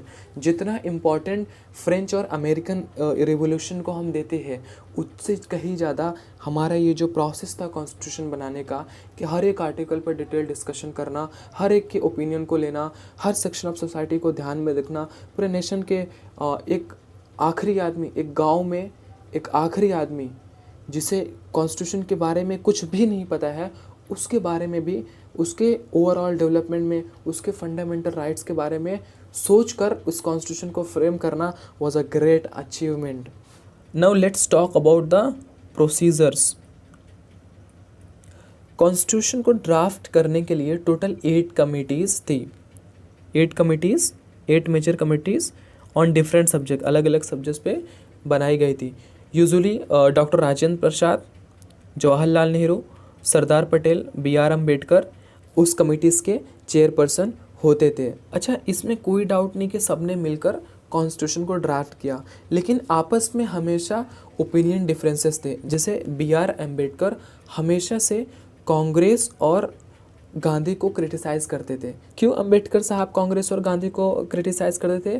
क्योंकि वो कहते थे कांग्रेस और गांधी जी ने शेड्यूल्ड कास्ट के अपलिफ्टमेंट के लिए कोई कुछ ज़्यादा काम नहीं किया। उसी तरह पटेल और नेहरू जी में भी बहुत सारे इश्यूज़ को लेके डिसएग्रीमेंट्स थी, लेकिन ओपिनियन में डिफरेंसेस भले ही थी, सब ने आपस में मिलकर काम किया और कॉन्स्टिट्यूशन को ड्राफ्ट किया। हर कमेटी ने फिर अलग अलग प्रोविज़न्स को ड्राफ्ट किया कि फिर उसके बाद हर एक प्रोविज़न पे असेंबली के द्वारा डिटेल डिबेट होता। कुछ प्रोविज़न्स सब्जेक्ट टू वोट थे, लेकिन हर एक single argument, query, concern was responded with the great care. जितने भी आर्टिकल थे उस पे जो भी आर्गुमेंट, क्वेरी, कंसर्न को बहुत ही केयर के साथ रिटन में रिस्पॉन्स किया जाता था इन राइटिंग। कॉन्स्टिट्यूएंट असेंबली के मेंबर्स 166 दिन के लिए 2 साल 11 महीने में मिले, और सेशंस जो थे वो ओपन टू प्रेस और पब्लिक था, कि जो चीज़ें, जो डिबेट्स ये देख रहे थे कि कॉन्स्टिट्यूएंट असेंबली कैसे काम कर रही है और कैसे वे इंडिया का फ्यूचर को फ्रेम कर रहे हैं। So the next topic is inheritance of the nationalist movement. हाँ, सो इस टॉपिक को थोड़ा ध्यान से सुनना, ताकि बैकग्राउंड जब समझ में आएगा तभी समझ में आएगा। So what does it mean? What does it inheritance of nationalist movement means? It means जो मेंबर थे कॉन्स्टिट्यूएंट असेंबली के, वो इंडियन फ्रीडम स्ट्रगल का हिस्सा थे। उन्हें एक्सपीरियंस था और वो हर तकलीफ जो ब्रिटिशर्स के द्वारा दी गई थी झेल चुके थे। जैसे जो डिस्क्रिमिनेशन था सोसाइटी में, इंडियंस को कोई लिबर्टी नहीं दी जाती थी, कोई फ्रीडम नहीं दी जाती थी, उन्हें इक्वली ट्रीट नहीं किया जाता था। ब्रिटिशर्स ने इंडियन को एक्सप्लॉइट किया था सोशली, कल्चरली, इकोनॉमिकली। ये सारे जो एक्सपीरियंस थे कॉन्स्टिट्यूएंट असेंबली के मेंबर को, वो उन्हें हेल्प की हमारे कॉन्स्टिट्यूएंट के प्रिंसिपल को फॉर्म करने में। कॉन्स्टिट्यूएंट असेंबली के वो सारे एक्सपीरियंस क्या किए, हमें कॉन्स्टिट्यूशन को शेप और फॉर्म देने में मदद की। समझ में आई बात? सो वो सारे एक्सपीरियंस से ये डिसाइड किया गया कि हम इंडिया के सिटीज़न को, इंडिया के लोगों को equality, liberty, democracy, sovereignty and cosmopolitan identity, ये सारी चीज़ें हम लोगों को कॉन्स्टिट्यूशन के थ्रू देंगे। और नेशनलिस्ट मूवमेंट का फ़ायदा ये हुआ था कि कॉन्स्टिट्यूएंट असेंबली के जो मेंबर्स थे वो ये भी सीख गए थे कि लॉ कैसे बनाए जाते हैं और how to run a country by watching British government. British government वो टाइम लॉज बनाना स्टार्ट कर दी थी, तो वहाँ से वहाँ का जो एक्सपीरियंस था हमारे कॉन्स्टिट्यूएंट असेंबली के मेंबर्स को, वो सारा एक्सपीरियंस कॉन्स्टिट्यूशन को बनाने में यूज़ किया गया और it help them to shape our constitution. So this was all about inheritance of the nationalist movement. So let's see the main points of the objective resolution. First point was कि India एक independent sovereign और republic state है। Second के India एक union of state है। और third point में क्या था कि territories forming the union shall be autonomous. That means कि अगर हम आज के टाइम पे देखें तो स्टेट की एक अलग गवर्नमेंट रहती है, सेंटर की अलग गवर्नमेंट रहती है, लेकिन कुछ हमारे जो कॉन्स्टिट्यूशन में लिस्ट दी हुई है ना, यूनियन लिस्ट, कॉन्करेंट लिस्ट और स्टेट लिस्ट। सो स्टेट लिस्ट में ये दिया गया है कि स्टेट किन किन चीज़ों पर, किन किन टॉपिक्स पे लॉ बना सकती है। यूनियन लिस्ट में वो सारे टॉपिक्स दिए हैं जिस पे यूनियन लॉज बना सकती है। उसी के साथ साथ एक लॉ है कॉन्करेंट, उसमें यूनियन और स्टेट दोनों मिलके लॉस बनाएंगे। All powers and authority of sovereign and independent India and its constitution shall flow from people. जितनी भी चीज़ें वो किससे होनी चाहिए, लोगों से होनी चाहिए। इसीलिए तो हम कहते हैं ना, for the people, by the people, to the people. All people of India shall be guaranteed the and secured social, economical, political justice. हमें तीनों तरह की जस्टिस मिलनी चाहिए। Equality of status and opportunity and equality before law and fundamental freedoms, जैसे speech का, expression का, belief का, faith, worship, vocation, association, action subject to law and public morality. ये सारी चीज़ों की हमें फ्रीडम मिली है, लेकिन कि ये भले ही फ्रीडम मिली है, लेकिन अगर किसी वजह से लोगों को, पब्लिक को तकलीफ हो रही है तो वहाँ पे गवर्नमेंट इंटरफेयर कर सकती है। The minorities, backward, tribal areas, depressed and other backward classes shall be provided adequate safeguards. तो इसके लिए भी गवर्नमेंट टाइम टू टाइम करते रहती है। जैसे कि एक पेसा एक्ट आया था, शेड्यूल्ड एरियाज़ में जो लोग रहते हैं उनके सेल्फ गवर्नमेंट के लिए। तो ऐसी चीज़ें, जैसे अभी रिसेंटली चंडीगढ़ ने इस चीज़ को इम्प्लीमेंट किया है, तो ये अपने कॉन्स्टिट्यूशन में कि है या सारे लोगों को साथ में लेकर चलना है। The terrestrial integrity of republic and its sovereign rights on land, sea and air shall be maintain according to justice, law and civilised nation. तो ये सारी चीज़ें हमारे लॉ के अकॉर्डिंग चलेगी। The land would be make full, so last point क्या है, the land would make full and willing contribution to the promotion of the world peace and welfare mankind. So हमारा ये लैंड, लाइक जो India है, किस लिए use होगा, दुनिया में शांति और लोगों के भलाई के लिए यूज़ होगा। Next topic is institutional arrangement. तो हमारी जो कॉन्स्टिट्यूएंट असेंबली थी वो इस बात पर बहुत ज़्यादा टाइम बिताई कि किस तरह से हम जो गवर्नमेंट के वेरियस इंस्टीट्यूशंस हैं, like let me show you what are the various institution of government, like executive, legislature and judiciary, तीनों के बीच में किस तरह से बैलेंस बनाएं। This led to the adoption of parliamentary form and federal arrangement. So जब इस बारे में डिस्कशन चल रहा था तो इसको बैलेंस बनाने के लिए हम किस तरह की गवर्नमेंट को अडॉप्ट किए, पार्लियामेंट्री फॉर्म ऑफ गवर्नमेंट। अगर क्वेश्चन में आता है कि इंडिया में किस तरह की गवर्नमेंट है, तो पार्लियामेंट्री फॉर्म ऑफ गवर्नमेंट है।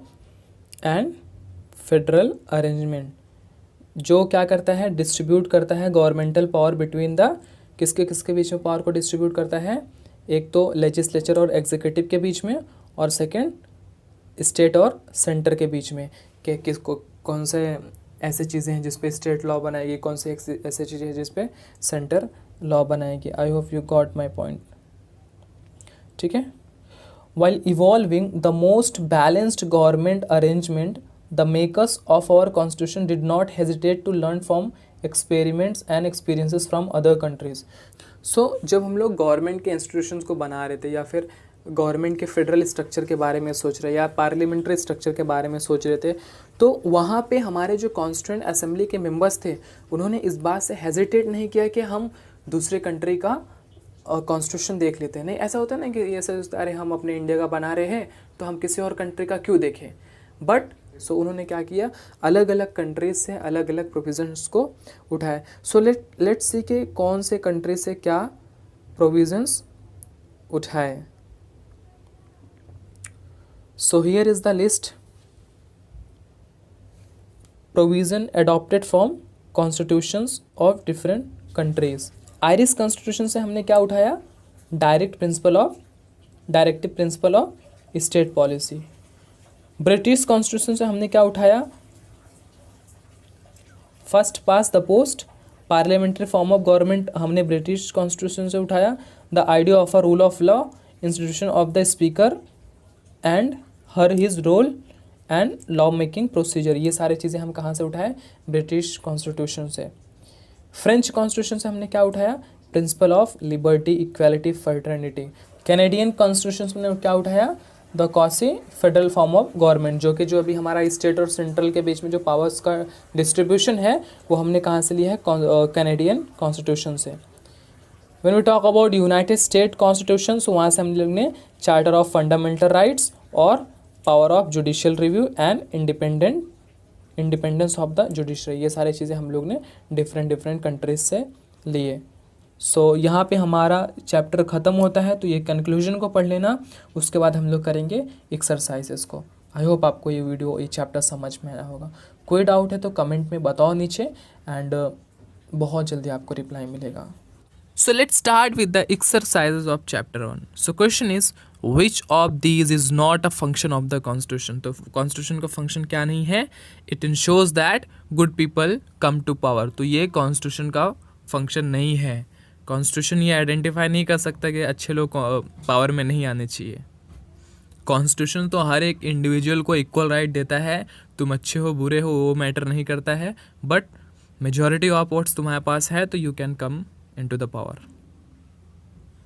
Next question is, which of the following is good reason to conclude that the authority of the constitution is higher than that of the parliament?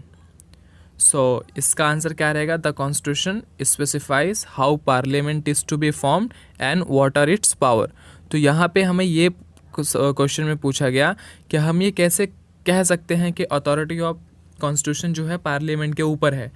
तो इस बात से कह सकते हैं क्योंकि पार्लियामेंट को फॉर्म ही कॉन्स्टिट्यूशन ने किया है और उसकी क्या पावर्स है ये सब कॉन्स्टिट्यूशन के ही अंदर है. तो इस स्टेटमेंट के थ्रू हम कह सकते हैं कि authority of the constitution is higher than that of the parliament. I hope you got the answer. So now let's do the true and false. So first question is, constitutions are written documents about formation and power of the government. ये true है. Constitution exist and are required only in democratic countries. ये false है. ज़रूरी नहीं है कि constitution सिर्फ democratic country में ही रहे, बल्कि रिपब्लिक कंट्रीज़ में भी कॉन्स्टिट्यूशन की ज़रूरत पड़ती है. Constitution is a legal document that does not deal with the idea and values. हम लोग ने ये स्टार्टिंग में ही पढ़ा था कि मोरल वैल्यूज़, नेशनल आइडेंटिटी.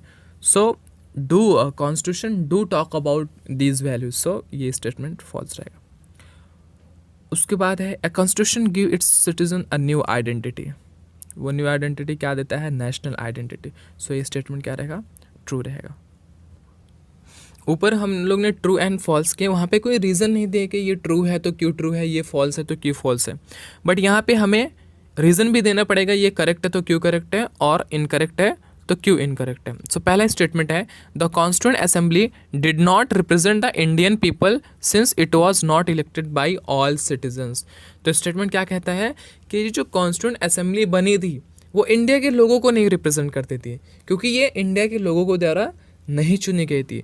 तो स्टेटमेंट इनकरेक्ट है. क्यों इनकरेक्ट है, कॉन्स्टिट्यूएंट असेंबली को इनडायरेक्टली इलेक्ट किया गया था members of provincial legislative assembly के द्वारा, जो कि एग्जिस्ट करती थी under the British Raj.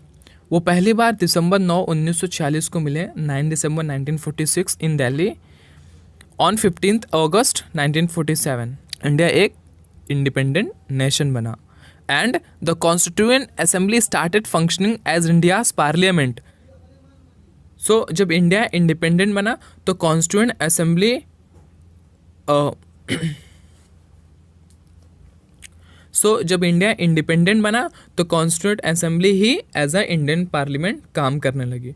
Members from every province and religious group were given representation in the assembly. ये कहना कि कॉन्स्टिट्यूंट असेंबली लोगों के द्वारा नहीं चुनी गई थी तो ये स्टेटमेंट गलत है. इनडायरेक्टली कहीं ना कहीं वो लोगों के द्वारा ही चुनी गई थी, क्योंकि वहाँ पे हर एक ग्रुप से, हर एक कम्युनिटी से एक बंदा रिप्रेजेंट करता था, लाइक एक मेंबर रिप्रेजेंट करता था. Second statement talks about constitution making did not involve any major decision since there was a general consensus among the leaders at the time about its basic framework. So इस statement का कहना ये है कि जब पहले ही ऑब्जेक्टिव रेजोल्यूशन पास हो गया था, उसमें पहले ही एक बेसिक फ्रेमवर्क तैयार किया गया था कि किन चीज़ों को सोच के, किन चीज़ों को ध्यान में रख के हमें कॉन्स्टिट्यूशन को बनाना है.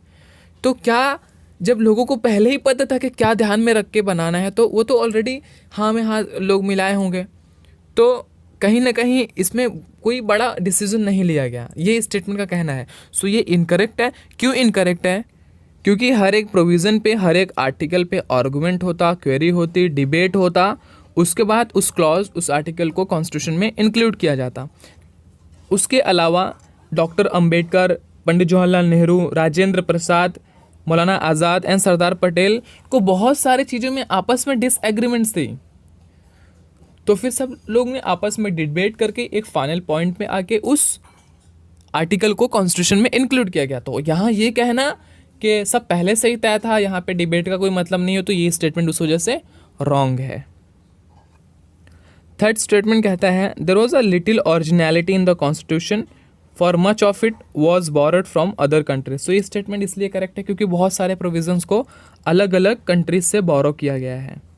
It is a combination of French, Irish, British, Canadian and United state के कॉन्स्टिट्यूशन को नए फॉर्म में रिप्रेजेंट किया. बट अगर यहाँ पे ये कहना कि ये कॉपी पेस्ट है, तो ये कॉपी पेस्ट नहीं है, बल्कि जैसे इंडिया के लोगों की नीड थी इक्वालिटी, फ्रैटर्निटी, लिबर्टी, सो फ्रेंच के कॉन्स्टिट्यूशन में वो चीज़ होती, तो वहाँ से इंस्पिरेशन ली गई कि हाँ हमारे लोगों की नीड ये है, और फ्रेंच कॉन्स्टिट्यूशन में ये चीज़ को इम्प्लीमेंट किया है, उनके लोगों पर आजमा के देखा है, वो चीज़ें काम की है, सो इस चीज़ को हम अपने कॉन्स्टिट्यूशन में कंक्लूड कर रहे हैं. इसलिए नहीं कि वहाँ पे था इसलिए कर रहे हैं, बल्कि हमें ब्रिटिशर्स के राज में बहुत सताया गया था, हमें लिबर्टी की ज़रूरत थी, हमें फ्रैटर्निटी की ज़रूरत थी, हमें इक्वालिटी की ज़रूरत थी. तो वो सारी चीज़ों को हम फ्रेंच कॉन्स्टिट्यूशन से अपने कॉन्स्टिट्यूशन में इसलिए लेके आए ताकि हम अपने लोगों को एक नई ज़िंदगी दे सके, एक नई. अब यहाँ पे कंक्लूजन के फॉर्म में कुछ स्टेटमेंट दिए गए हैं, उसमें 2 एग्जाम्पल्स दे के अपने को कंक्लूजन को सपोर्ट करना है. ठीक है. So first statement is the constitution was made by credible leaders who commanded people's respect. तो इसका आंसर क्या रहेगा? जो कॉन्स्टिट्यूएंट असेंबली के मेंबर्स थे वो अलग अलग रिलीजन और अलग अलग सेक्शन ऑफ सोसाइटी को रिप्रेजेंट करते थे, जैसे कि 26 members from the schedule classes as well as the members from Hindu, Sikh, Muslim communities. तो कॉन्स्टिट्यूएंट असेंबली में हर एक सोसाइटी का equal representation. Representatives were elected by the members of each community in the provincial legislative assembly through proportional representation. So the provinces and the princely state were allotted seats in proportion to their population के according वहाँ पे seats को allot किया जाता था. जैसे 10 लाख का अगर पॉपुलेशन है तो वहाँ से एक मेंबर इलेक्ट होके आता था. Like Nehru, Patel, Rajendra Prasad and Ambedkar were also part of national movement and enjoyed credibility amongst masses. तो इस वजह से ये 2 स्टेटमेंट के साथ हम पहले स्टेटमेंट को सपोर्ट कर सकते हैं. The Constitution has distributed power in such a way as to make it difficult to subvert it. जैसे कि अगर कोई एक पर्टिकुलर बॉडी चाहे कि कॉन्स्टिट्यूशन में फिर बदल करे या फिर कोई एक बॉडी को डिस्ट्रॉय करना चाहे तो नहीं हो सकता है. इस तरह से कॉन्स्टिट्यूशन को बनाया गया है. The Constitution has horizontally distributed power among different institutions of judiciary, legislature, and executive. And the statutory bodies like election commissions, if one institution try to exploit it, other institutions check it. Horizontally distribute किया गया है powers को कि अगर एक body चाहे दूसरे को डिस्ट्रॉय करना है तो तीसरी बॉडी चेक करेगी कि ये पहली बॉडी कर क्या रही है. The constitution strikes a balance between the possibility of change and the limits placed upon the nature of changes that can be made. तो ये सारे checks and balances constitution करता है. Thus it is neither too rigid nor too flexible to survive as a living document that has the respect of the people. तो ये अपना जो constitution है ये तो ना तो बहुत रिजिड है और ना ही बहुत फ्लेक्सिबल है कि जब मन चाहे कुछ भी चेंज कर दो, और इतना रिजिड भी नहीं है कि कुछ चीज़ें कुछ नहीं चेंज हो सकता है, चेंज हो सकता है बट उसका भी एक पूरा प्रोसेस है, ठीक है। Third statement is the constitution is the locus of people's hopes and aspirations. Constitution को लोगों के बेसिक गोल्स पे ही फ्रेम किया गया है। जो भी नीड्स नेशनलिस्ट मूवमेंट्स के दौरान लगी थी, जैसे कि उस टाइम पे जो डिफ़िकल्टीज़ इंडियन पीपल फेस कर रहे थे, इक्वालिटी नहीं मिल रही थी, लिबर्टी नहीं मिल रही थी, तो वो सारी चीज़ों को रिफ्लेक्ट किया गया ऑब्जेक्टिव्स और रेजोल्यूशंस के थ्रू कि ये सारी चीज़ें हमारे कॉन्स्टिट्यूशन में रहनी चाहिए।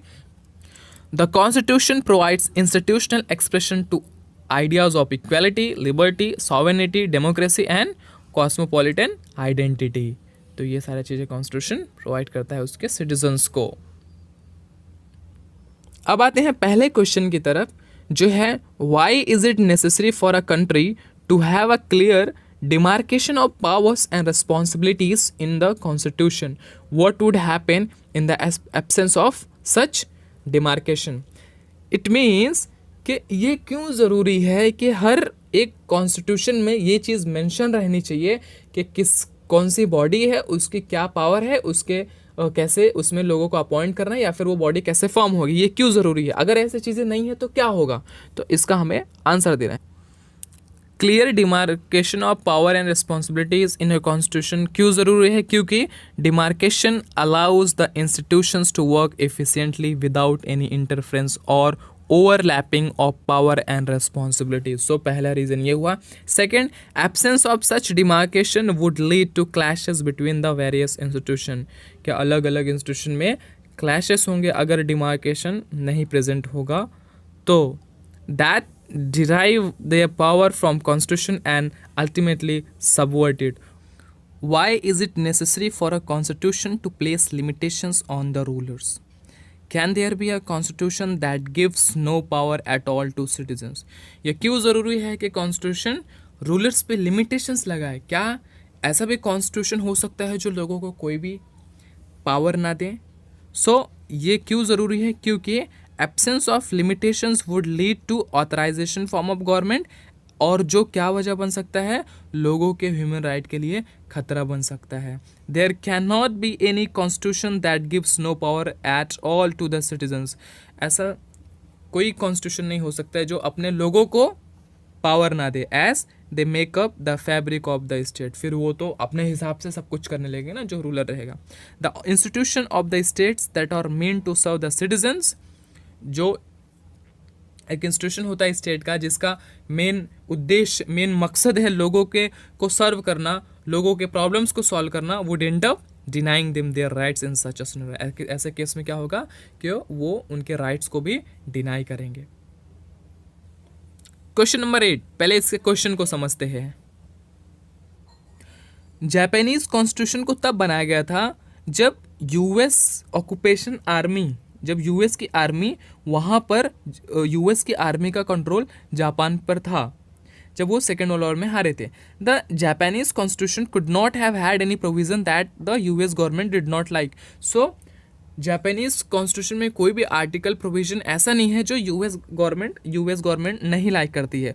So do you see any problem in this way of making the constitution? क्या तुम्हें नहीं लगता कि इसमें कोई प्रॉब्लम है कि यूएस के इंटरेस्ट पे इसका जापान का कॉन्स्टिट्यूशन बना के, मान लो कुछ प्रोविजंस वो अपने दिली ख्वाहिश से डालना चाहते हो, बट जस्ट बिकॉज यूएस को की गवर्नमेंट को नहीं पसंद था वो लोग नहीं डाले, तो क्या तुमको इसमें कोई प्रॉब्लम दिखती है? So let's answer this question. So इसमें तो सबसे बड़ी प्रॉब्लम यही है कि जो constitution influence by external factors के यूएस के गवर्नमेंट के लाइक्स एंड डिसलाइक्स पे डिपेंड था।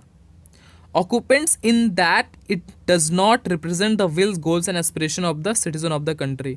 सो अब लोगों की क्या कुछ नीड रही होगी, बट जापानीज के कॉन्स्टिट्यूएंट मेकर्स उसमें ऐड करना चाहते थे, बस जस्ट बिकॉज यूएस गवर्नमेंट को वो चीज़ पसंद नहीं थी, यूएस गवर्नमेंट के खिलाफ थी, तो यूएस गवर्नमेंट ने नहीं उसमें पुट ऑन करने दिया। So citizens have little participation in this type of government and institutions that are imposed upon them.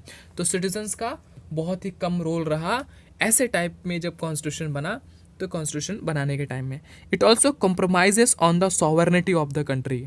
ये कंट्री की सॉवरनिटी क्या होती है कि यहाँ पे किसी एक्सटर्नल का कोई फोर्स ना हो. बट यहाँ पे हम देख सकते हैं कि यूएस गवर्नमेंट सीधा बोल रही थी कि अगर कोई चीज़ मुझे नहीं पसंद है वो तुम कॉन्स्टिट्यूशन में नहीं डालोगे. Thus in many ways it is an enforced constitution. तो हम कह सकते हैं कि जापानीज कॉन्स्टिट्यूशन क्या कॉन्स्टिट्यूशन था, इन्फोर्स्ड कॉन्स्टिट्यूशन था. और उसी कॉन्टेक्स्ट में जब हम Indian experience of constitution making की बात करते हैं तो थोड़ा डिफरेंट था. क्यों डिफरेंट था? क्योंकि ये बेस्ड था ideologies that are influenced by nationalist movement. The Constituent Assembly of India itself had many leaders who participated in the national movement and thus were representative of voice of a nation. So बहुत सारे अक्सर जो members of constituent assembly थे वो nationalist movements का part थे. तो उन्हें पता था कि लोगों की नीड क्या है, लोग कैसा कॉन्स्टिट्यूशन चाहते हैं, वो लोगों की आवाज़ थे. Sovereignty and freedom were the main goal of the Indian nationalist movement. So जो मेन गोल था नेशनल मूवमेंट का कि हम सॉवरन रहेंगे और फ्रीडम फ्री रहेंगे. लाइक के सॉवरनिटी मतलब कि हम पर कोई ब्रिटिश का इन्फ्लुएंस नहीं होना चाहिए. That also gave way to ideal of equality, fraternity and secularism. This is the reason behind democratic, secular, sovereign character of the Indian Constitution. ये सारे वजह से हम ये कहते हैं कि हमारा इंडियन कॉन्स्टिट्यूशन कैसा है, डेमोक्रेटिक है, सेक्युलर है एंड सॉवरेन कैरेक्टर का है. ठीक है, समझ में आया? रजत अपने टीचर से एक सवाल पूछता है, कहता है कि कॉन्स्टिट्यूशन जो है तो 50 साल पुराना है, तो क्या ये आउटडेटेड बुक नहीं है? और मुझे नहीं लगता कि कोई इसको इम्प्लीमेंट कर रहा है. और उसके अलावा ये बहुत ही टफ लैंग्वेज में है, सो मैं समझ भी नहीं सकता हूँ क्या लिखा हुआ इसमें. Tell me why should I obey this document. सबसे पहले तो ये 50 साल पुराना है, इसकी लैंग्वेज हार्ड है और मुझे नहीं लगता कि इसमें कोई इम्प्लीमेंट कर रहा है. सो मैं इसे क्यों मानूँ? अगर तुम टीचर होते, if you were the teacher, how would you answer Rajat? तुम रजत को कैसे आंसर करते हो? सोचो जरा कैसे आंसर करते हैं. कॉन्स्टिट्यूशन आउटडेटेड बुक नहीं है. क्यों? क्योंकि ये रिप्रेजेंट करता है universal values, ideas and rights that are relevant to the society in every age. Universal values किसको बोलेंगे? अब कोई भी एज हो, आज से मान लो 100-200 साल बाद भी लोगों को फ्रीडम चाहिए, लोगों को लिबर्टी चाहिए, लोगों को इक्वालिटी चाहिए. The ideals of secularism, equality and fraternity are necessary for the creation of just society. The democratic form of government provides representation to the collective will of the people. तो democratic form of government क्या करती है कि लोगों की जो need है, लोगों की जो चाहत है, जो उसके अकॉर्डिंग काम करती है. It provides the stake for citizens in the election and running of the government and development of the country. So हमारे कॉन्स्टिट्यूशन में क्या है कि हर कोई भी आदमी जो एलिजिबल हो जाता है, लाइक उसकी एज हो गई, वो इलेक्शन लड़ कोई भी आदमी इंडिया का सिटीजन हो वो इलेक्शन एक उम्र के बाद लड़ सकता है. The constitution has the provision of amendments to ensure that it will keep up the requirements of changing time without compromising on it basic structure. So constitution के अंदर भी कुछ ऐसे प्रोविजंस है जिसके थ्रू हम टाइम के अकॉर्डिंग कि जब नीड ऐसी लग रही कि नहीं ये प्रोविज़न को चेंज करना चाहिए तो वो चीज़ों को चेंज किया जाता है.